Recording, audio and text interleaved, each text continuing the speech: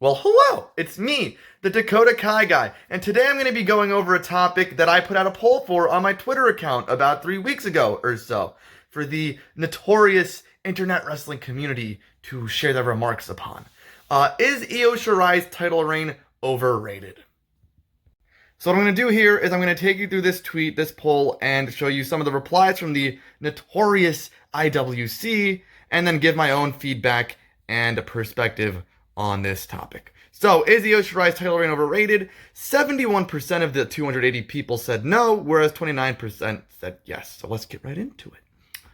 So Bloodline says some of the build-ups have been average, but no proper crowds, etc. does make it hard. But the matches have been amazing, which has more than made up for the lack of build. Austin says no, it's not. I think her reign has been good. She's defended a lot, been a dominant champ, and put on good matches. I'll admit she's gone stale after War Games, and her feuds didn't have much storytelling, except Candice, who I still think should have beaten Io, but it's been good. Now, Fiend says, in terms of match quality, it's been one of the best reigns in NXT history. In terms of storylines, it's definitely been underwhelming. Overall, though, I'm more invested in the belt because of her having it. Shade says, no, it isn't. In terms of matches, it's been amazing. Almost NXT Asuka levels of physical, but they're still miles apart. In terms of storytelling, it's been meh. Also doesn't help that there isn't any legitimate crowds, which affected a little bit. Glenn says, while some of the feuds have been rather lackluster, she has the quality title defense matches, and they usually end up being one of the best, if not the best matches on the card. Alright, these are the last two I'll be highlighting. Hyred says, no, there are a few others on the roster I'd like to see achieve that level, but she has been a fighting champion unlike Asuka and Sasha. Truly brings value to the reign and position the way Adam Cole did. Now, this Spanish Io Shirai fan says, she is the best fighter in the world, and she has shown it because all her matches have been full 100% quality. I have been following her career since 2014, and her reign of NXT has been the most boring in terms of storytelling. I expected more in the storylines, and I'm sad.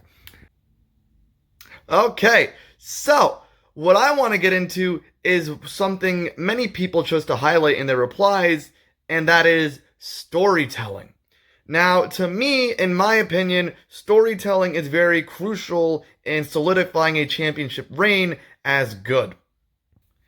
Now, what I would agree with most people on is that the storytelling has been practically non-existent for the most part. Right? The only feuds I can remember having any sort of story built into it is the one with Dakota Kai and then Candice LeRae. And maybe Rhea Ripley, but she was just like, Charlotte Flair beat me, I want my title. And then she lost. So, that one counts, I guess, if we're giving pity points away, but not really. So in my opinion, for that reason alone, my stance is that Io Shirai's title reign is overrated. And I don't mean to say that she's had a bad title reign, and I don't mean that to discredit any of her matches, because her matches have very well been amazing. But as I said, I believe that a good title reign needs a good story behind it. And if you just have a bunch of matches with no real rhyme or reason or good story behind it, then it kind of falls flat a little bit.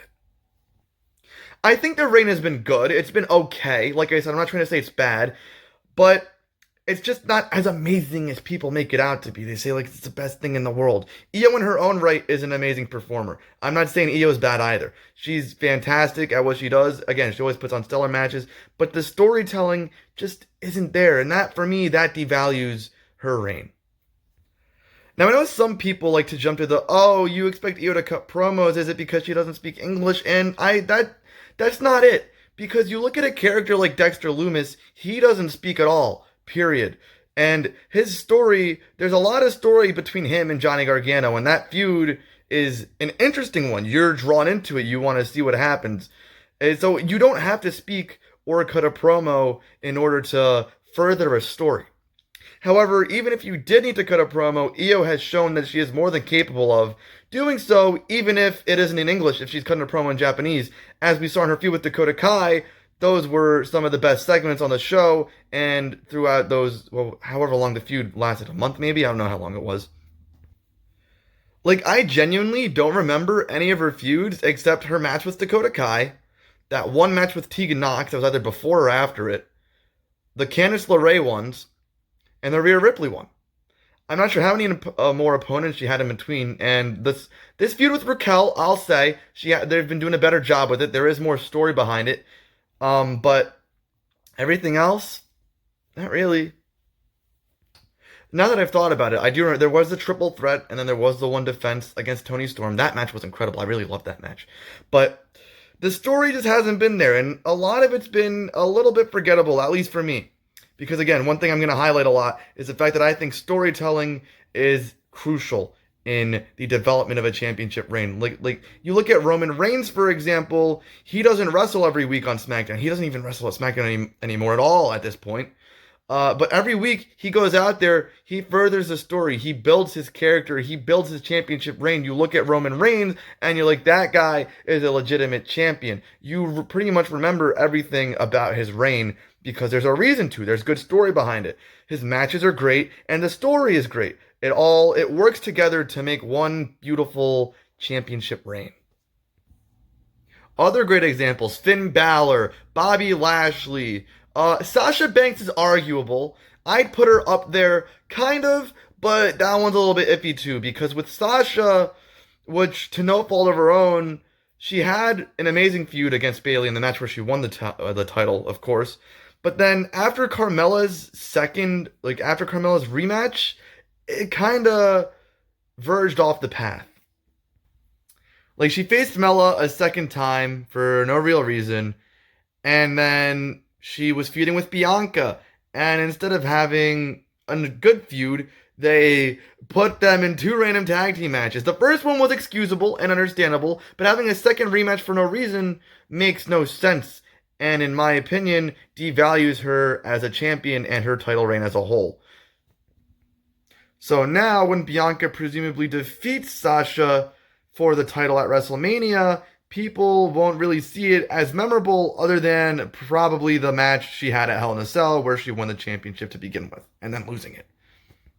So when your most memorable moments of a reign are winning the title and losing the title, that doesn't really bode well. In most cases, there are always exceptions, of course, but in most cases, it's not really a good sign. So basically, in conclusion, championships without storylines are just not good, because that's what wrestling is. Wrestling is just telling stories. That's what wrestling is about. Wrestling is storytelling, and if you have a reign that doesn't have a story behind it, in reality, it doesn't matter. So yes, my stance on the matter is that Io Shirai's title reign is in fact overrated. And again, this is all just opinions, first of all. So feel free to disagree all you'd like. But again, the lack of storytelling has made this championship reign just not that great for me. Again, it's a good reign. I'm not trying to discredit and say it's bad. It's just not as amazing as people make it out to be. I personally believe that if Io Shirai was still under her heel character, that this reign would be a lot better and would have a bit more storytelling than it does currently. But that's a whole different topic of conversation for a different time. So yes, thank you guys for watching. I hope you enjoyed the video. I hope you don't hate me for having an unpopular opinion, which the IWC seems to enjoy doing. And yeah, like, comment, subscribe, share with people, and see you in the next video.